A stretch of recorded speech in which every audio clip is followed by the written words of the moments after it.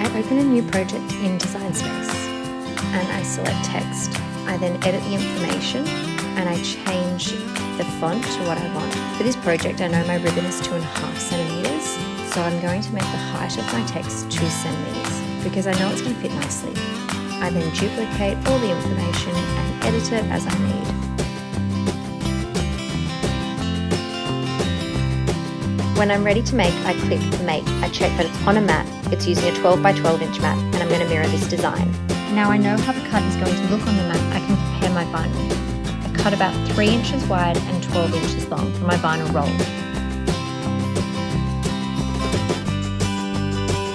Design Space will then prompt you to select the material you're using.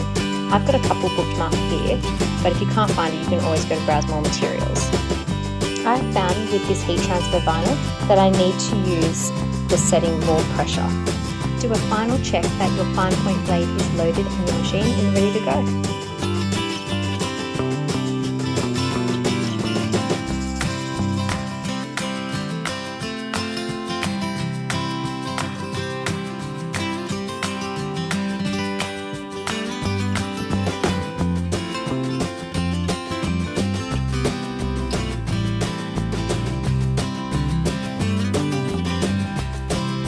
I'm using a fine point weeding tool to peel the negative space on the heat transfer vinyl. It's quite sticky, so you do have to give it a good pull.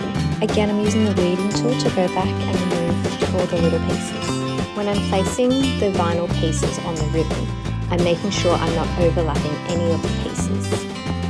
I then use the Cricut Easy Press app, which based on the fabric you're using will give a time and temperature. This particular vinyl was a cool peel, which means I waited until it was ready to remove the plastic films.